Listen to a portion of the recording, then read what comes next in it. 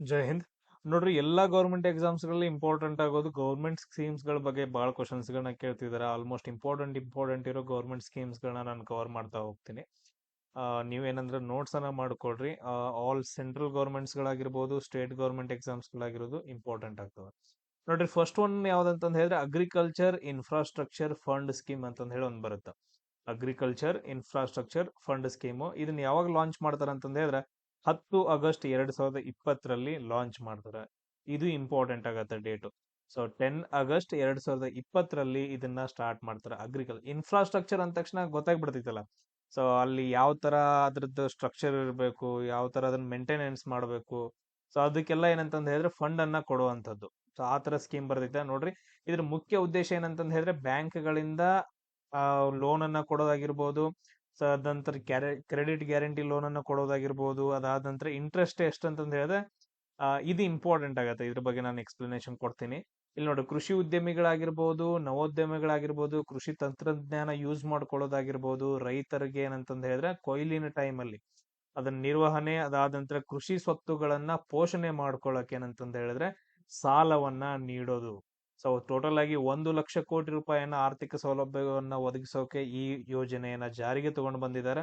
ಈ ಯೋಜನೆ ಅಡಿ ರೈತರಿಗೆ ಮತ್ತು ಉತ್ಪನ್ನಗಳಿಗೆ ಹೆಚ್ಚಿನ ಮೌಲ್ಯವನ್ನ, ಅಂದ್ರೆ ರೈತರೇನು ಉತ್ಪಾದನೆ ಮಾಡಿರ್ತಾರಲ್ಲ, ಸೊ ಆ ಉತ್ಪನ್ನಗಳಿಗೆ ಹೆಚ್ಚಿನ ಮೌಲ್ಯವನ್ನ ಕೊಡುವಂತಹ, ಆಮೇಲೆ ಸಂಗ್ರಹಣೆ ಮಾಡೋಕೆ, ಸಂಗ್ರಹಣೆ ಮಾಡೋದಾಗಿರ್ಬೋದು, ಉತ್ಪನ್ನಗಳನ್ನ ಮಾರಾಟ ಮಾಡೋದಾಗಿರ್ಬೋದು, ಆಮೇಲೆ ವ್ಯರ್ಥವನ್ನ ಕಡಿಮೆ ಮಾಡೋದು. ಈಗ ನೋಡಿರ್ಬೋದು, ಈಗ ಟ್ರಾನ್ಸ್ಪೋರ್ಟೇಶನ್ ಆಗಿರ್ಬೋದು, ಆಮೇಲೆ ನೆಕ್ಸ್ಟ್ ಮಿಡಲ್ ದಲ್ಲಾಳಿಗಳು ಬರ್ತಾರಲ್ಲ ಅವ್ರ ಕಡೆಯಿಂದ ಆಗಿರ್ಬೋದು, ತುಂಬಾ ವ್ಯರ್ಥ ಆಗತ್ತೆ ಉತ್ಪನ್ನಗಳು.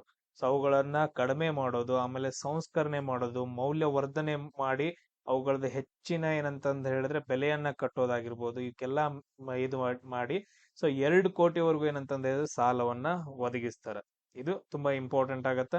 ಅದಾದ ನಂತರ ನೆಕ್ಸ್ಟ್ ಕೇಂದ್ರ ಸರ್ಕಾರ ಏನ್ ಮಾಡತ್ತಂತಂದ್ ಹೇಳಿದ್ರೆ ಕೆಲವೊಂದ್ ಟೈಮ್ ಆ ಸಾಲಗಳಿಗೆ ಏನಂತಂದ್ ಹೇಳಿದ್ರೆ ವಾರ್ಷಿಕವಾಗಿ 3% ಬಡ್ಡಿಯನ್ನ ಸಬ್ಸಿಡಿ ಬರ್ಸುತ್ತೆ. ಅಂದ್ರೆ 3% ಏನ್ ಬಡ್ಡಿ ಇರುತ್ತಲ್ಲ ಅದನ್ನ ಏನಂತಂದ್ ಹೇಳಿದ್ರೆ ಕೇಂದ್ರ ಸರ್ಕಾರ ಪೇ ಮಾಡತ್ತ ಅಥವಾ ಭರಿಸುತ್ತ ಅಂತಂದ್ ಹೇಳಿ ಇದ್ರದ್ದು ಅಗ್ರಿಕಲ್ಚರ್ ಇನ್ಫ್ರಾಸ್ಟ್ರಕ್ಚರ್ ಫಂಡ್ ಸ್ಕೀಮ್ ದಲ್ಲಿ ಬರುತ್ತೆ. ಸೊ ಅದಾದ ನಂತರ ನೆಕ್ಸ್ಟ್ ಇನ್ನೊಂದು ಇಂಪಾರ್ಟೆಂಟ್ ಬರುತ್ತೆ, ಈ ಶ್ರಮ ಪೋರ್ಟಲ್ ಅಂತಂದ್ ಹೇಳ್ಬಿಟ್ಟು. ಈ ಕಾರ್ಡ್ ಎಲ್ರಿಗೂ ಬಂದಿದಾವಲ್ಲ, ಶ್ರಮ ಕಾರ್ಡ್ ಅಂತಂದ್ ಹೇಳ್ಬಿಟ್ಟು. ಸೊ ಅದು ಬರುತ್ತೆ 26 ಆಗಸ್ಟ್ 2021ರಲ್ಲಿ ಇದನ್ನ ಜಾರಿಗೆ ತಗೊಂಡ್ ಬರ್ತಾರ. ಸೊ ಇದ್ರದ್ದು ಏನ್ ಉಪಯೋಗ ಏನಂತಂದ್ ಹೇಳಿ ನೋಡೋಣ. ನೋಡ್ರಿ, ಇದ್ರದ್ದು ಏನ್ ಉಪಯೋಗ ಅಂತಂದ್ ಹೇಳಿದ್ರೆ ಅಸಂಘಟಿತ ವಲಯದ ಕಾರ್ಮಿಕರಿಗೆ, ಅಂದ್ರೆ ಅಸಂಘಟಿತ ಬಿಟ್ರದ್ನ ಕಾರ್ಮಿಕರದ್ದು ಏನಂತಂದ್ ಹೇಳಿದ್ರೆ ನೋಂದಣಿ ಮಾಡೋದು. ಕಾರ್ಮಿಕರದ್ದು ಏನಂತಂದ್ ಹೇಳಿದ್ರೆ ನೋಂದಣಿ ಮಾಡೋದು, ಅವ್ರಿಗೊಂದು ಈ ಶ್ರಮ ಕಾರ್ಡ್ ಅನ್ನ ಕೊಡೋದು. ಆ ಕಾರ್ಡ್ ಅಲ್ಲಿ ಏನಿರುತ್ತೆ, ಇವ್ರು ರಿಜಿಸ್ಟರ್ ಮಾಡಿದ ತಕ್ಷಣ ಒಂದು ಯುನಿಕ್ ಐಡೆಂಟಿಟಿ ಇರುತ್ತೆ, ಅಂದ್ರೆ ವಿಶಿಷ್ಟ ಗುರುತಿನ ಸಂಖ್ಯೆ ಇರುತ್ತೆ, ಯುನಿಕ್ ಐಡೆಂಟಿಟಿ ನಂಬರ್ ಇರ್ತೈತೆ. ಆ ನಂಬರ್ ಪ್ರಕಾರ ಏನಂತಂದ್ ಹೇಳಿದ್ರೆ ಅವ್ರಿಗೆ ಆ ಎಲ್ಲಾ ತರಹ, ಅಂದ್ರೆ ಕಾರ್ಮಿಕರಿಗೆ ಏನ್ ಬೇಕು, ಕಾರ್ಮಿಕರ ಕಲ್ಯಾಣಕ್ಕಾಗಿ ಏನೇನ್ ಬೇಕು ಆ ಎಲ್ಲಾ ಸವಲತ್ತುಗಳನ್ನ ಒದಗಿಸುವಂತಹ ಒಂದು ಕಾರ್ಯಕ್ರಮ ಆಗೈತೆ. ಇಲ್ಲಿವರೆಗೂ 12 ಕೋಟಿ ಜನರು ಏನಂತಂದ್ ಹೇಳಿದ್ರೆ ಇದನ್ನ ಯೂಸ್ ಮಾಡ್ಕೊಂತಿದ್ದಾರೆ, ಈ ಶ್ರಮ ಕಾರ್ಡ್. ಸೊ ಇದು ಇಂಪಾರ್ಟೆಂಟ್ ಆಗುತ್ತೆ. ಯಾವಾಗ ಸ್ಟಾರ್ಟ್ ಆಗೈತೆ?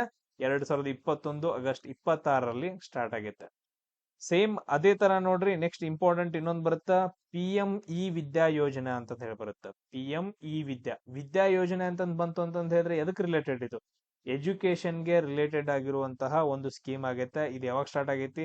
17 ಮೇ 2020ರಲ್ಲಿ ಇದು ಸ್ಟಾರ್ಟ್ ಆಗಿದೆ. ಟೋಟಲ್ ಡಿಜಿಟಲ್ ಎಜುಕೇಶನ್, ಎಲ್ಲಾನು ಆನ್ಲೈನ್ ಬರ್ತಿತ್ತಲ್ಲ, ಸೊ ಡಿಜಿಟಲ್ ಎಜುಕೇಶನ್ಗೆ ರಿಲೇಟೆಡ್ ಆಗಿರುವಂತಹ ಒಂದು ಇದು ಯೋಜನೆ ಆಗೈತೆ. ಇಲ್ಲೇನು ಡಿಜಿಟಲ್ ಆನ್ಲೈನು, ಆಮೇಲೆ ಶಿಕ್ಷಣಕ್ಕೆ ಏನೇನ್ ಸಂಬಂಧಪಡುತ್ತೆ ಎಲ್ಲಾ ಪ್ರಯತ್ನಗಳನ್ನ ಇದು ಮಾಡುತ್ತ. ಆಮೇಲೆ ಇದೊಂದ್ ಏನಂತಂದ್ ಹೇಳಿದ್ರೆ ಬಹುಮಾರ್ಗ ಪ್ರವೇಶವನ್ನ ಸಕ್ರಿಯಗೊಳಿಸ್ತೈತೆ. ಅದಾದ ನಂತರ ನೆಕ್ಸ್ಟ್ ಇಲ್ಲೇನಂತಂದ್ ಹೇಳಿದ್ರೆ ಎಲ್ಲಾ ಉಪಕ್ರಮಗಳನ್ನ, ಸಮಗ್ರ ಉಪಕ್ರಮವನ್ನ ಏನಂತಂದ್ ಹೇಳಿದ್ರೆ ಒದಗಿಸುತ್ತೆ. ಇದ್ ನೆನ್ಪಿಟ್ಕೊಡ್ರಿ, ಈ PME ವಿದ್ಯಾ ಯೋಜನೆ ಇದ್ರ ಅಂಡರ್ ಏನಂತಂದ್ ಹೇಳಿದ್ರೆ ಶಿಕ್ಷಣಕ್ಕೆ ಬರುವಂತಹ ಎಲ್ಲಾ ಸವಲತ್ತುಗಳನ್ನ ಇದು ಒದಗಿಸುತ್ತೆ. ಸೊ ಅದಕ್ಕೋಸ್ಕರ ಇದು ಇಂಪಾರ್ಟೆಂಟ್ ಆಗತ್ತೆ. ನೆಕ್ಸ್ಟ್ ನೋಡ್ರಿ, Pradhan Mantri Garib Kalyan package insurance scheme ಅಂತಂದ್ ಹೇಳಿ ಬರುತ್ತೆ. ಏನಂತಂದ್ ಹೇಳಿದ್ರೆ Pradhan Mantri Garib Kalyan package insurance scheme ಅಂತಂದ್ ಹೇಳಿ 2021 ಜೂನ್ ಅಲ್ಲಿ ಸ್ಟಾರ್ಟ್ ಮಾಡ್ತಾರ. ಇದು ಯಾಕಂತಂದ್ ಹೇಳಿದ್ರ, ಇದನ್ನ ಯಾಕೆ ಸ್ಟಾರ್ಟ್ ಮಾಡ್ತಾರ ಅಂತಂದ್ ಹೇಳಿದ್ರೆ COVID-19 ಟೈಮ್ ಅಲ್ಲಿ ಆರೋಗ್ಯ ಕಾರ್ಯಕರ್ತರೇನ್ ಹೋರಾಟ ಮಾಡ್ತಿದ್ರಲ್ಲ, ಕೋವಿಡ್ ಪೇಷಂಟ್ಗಳಿಗೆ ಕೇರ್ ಮಾಡೋಕೆ ಆರೋಗ್ಯ ಕಾರ್ಯಕರ್ತರು, ಅದು ಡಾಕ್ಟರ್ಸ್ ಗಳಾಗಿರ್ಬೋದು ಅಥವಾ ಹೆಲ್ಪರ್ಸ್ ಗಳಾಗಿರ್ಬೋದು. ಸೊ ಎಲ್ರಿಗೂ ಏನಂತಂದ್ ಹೇಳಿದ್ರೆ ಒಂದು ಇನ್ಸೂರೆನ್ಸ್ ಸ್ಕೀಮ್ ಅನ್ನ ಜಾರಿಗೆ ತಗೊಂಡು ಬರ್ತಾರೆ. ಇನ್ಸೂರೆನ್ಸ್ ಎಲ್ಲಾದ್ರೂ ಅಪ್ಪಿ ತಪ್ಪಿ ಏನಾದ್ರೂ ಅವ್ರಿಗೆ ಆ ಟೈಮ್ ಅಲ್ಲಿ ಕಾರ್ಯನಿರ್ವಹಿಸುವಾಗ ಆರೋಗ್ಯ ಕಾರ್ಯಕರ್ತರಿಗೆ ಏನಾದ್ರೂ ಆಯ್ತು ಅಂತಂದ ಹೇಳಿದ್ರೆ, ಸೊ ವೈಯಕ್ತಿಕ ಅಪಘಾತ ರಕ್ಷಣೆಯವನ್ನ ಒದಗಿಸೋಕೆ 50 ಲಕ್ಷ ರೂಪಾಯಿ ಏನೇನಂತಂದ ಹೇಳಿದ್ರೆ ಗೌರ್ಮೆಂಟ್ ಇಂದ ಕೊಡುವಂತಹ ಒಂದು ಕಾರ್ಯಕ್ರಮ ಇದು. ಸೊ 2021 ಜೂನ್ ಅಲ್ಲಿ ಸ್ಟಾರ್ಟ್ ಮಾಡ್ತಾರೆ. COVID-19 ವಿರುದ್ಧ ಹೋರಾಡುವ ಎಲ್ಲಾ ಕಾರ್ಯಕರ್ತರಿಗೆ ಇದು ಅನ್ವಯಿಸುತ್ತೆ. ಕ್ಲಿಯರ್ ಎಲ್ರಿಗೂ? ಅದಾದ ನಂತರ ನೆಕ್ಸ್ಟ್ ಇನ್ನೊಂದು ತುಂಬಾ ಇಂಪಾರ್ಟೆಂಟ್ ಬರುತ್ತೆ, ಗ್ರಾಮ್ ಉಜಾಲಾ ಸ್ಕೀಮ್ ಅಂತಂದ ಹೇಳಿ ಬರುತ್ತೆ. ಗ್ರಾಮ ಉಜಾಲಾ ಸ್ಕೀಮ್. ಸೊ ಉಜಾಲಾ ಅಂತಂದ ಹೇಳಿದ್ರೆ ಒಂಥರ ಬೆಳಕು ಅಂತಂದ ಹೇಳಿ. ಸೊ ಇದೇನಂತಂದ ಹೇಳಿದ್ರೆ 24 ಮಾರ್ಚ್ 2021 ಸ್ಟಾರ್ಟ್ ಮಾಡ್ತಾರ. ಈ ಅಂಡರ್ ಈ ಏನಂತಂದ ಹೇಳಿದ್ರೆ ಗ್ರಾಮ್ ಉಜಾಲಾ ಸ್ಕೀಮ್ ಏನೈತಲ್ಲ, ಈ ಅದ್ರ ಅಂಡರು ಇಂಧನ ದಕ್ಷತೆಯನ್ನ, ಅಂದ್ರೆ ಇವಾಗ ನೋಡ್ರಿ ಎನರ್ಜಿ ಸೇವ್ ಮಾಡಕ್ ಏನ್ ಮಾಡ್ತಾರ ಅಂತಂದ ಹೇಳಿದ್ರೆ LED ಬಲ್ಬ್ಗಳನ್ನ ಹಂಚುತ್ತಾರ ಗೌರ್ಮೆಂಟ್ ಕಡೆಯಿಂದ. LED ಬಲ್ಬ್ಗಳನ್ನ ಅದು ಎಷ್ಟು ರೂಪಾಯಿ? 10 ರೂಪಾಯಿಗೆ ಏನಂತಂದ ಹೇಳಿದ್ರೆ LED ಬಲ್ಬ್ಗಳನ್ನ ಉಜಾಲಾ ಸ್ಕೀಮ್ ಅಂಡರು ಎಲ್ಲಾ ಪ್ರತಿಯೊಬ್ಬರಿಗೂ ಏನಂತಂದ ಹೇಳಿದ್ರೆ ಒದಗಿಸ್ತಾರ. ಇದು ಗ್ರಾಮ್ ಉಜಾಲಾ ಸ್ಕೀಮ್ ಅಂತಂದ ಹೇಳ್ತೀವಿ. ಸೊ ನೆಕ್ಸ್ಟ್ ನೋಡ್ರಿ ಇನ್ನೊಂದು ಇಂಪಾರ್ಟೆಂಟ್, PM ಉಮೀದ್ ಸ್ಕೀಮ್ ಅಂತಂದ ಹೇಳಿ ಬರುತ್ತೆ. 1 ಏಪ್ರಿಲ್ 2021 ಇದನ್ನ ಸ್ಟಾರ್ಟ್ ಮಾಡ್ತಾರೆ. ಅಂದ್ರೆ ಎಂಟರ್ಪ್ರಿನರ್ಶಿಪ್ ಏನ್ ಬರುತ್ತಲ್ಲ, ಅವ್ರಿಗೆ ಬರುತ್ತೆ ಇದು. ತುಂಬಾ ಇಂಪಾರ್ಟೆಂಟ್ ಬಿಸ್ನೆಸ್ ಗಳನ್ನ ಮಾಡಕ್ಕೆ. ಇದ್ರದ ಉದ್ದೇಶ ಏನಂತಂದ ಹೇಳಿದ್ರೆ 2025-26 3 ಲಕ್ಷ ಯುವಕರಿಗೆ ಏನಂತಂದ ಹೇಳಿದ್ರೆ ತರಬೇತಿಯನ್ನ ನೀಡೋದು, ಉದ್ಯಮಿ ಆಗಲು, ಬಿಸ್ನೆಸ್ ಮೇಂಟೈನ್ ಮಾಡೋದಾಗಿರ್ಬೋದು.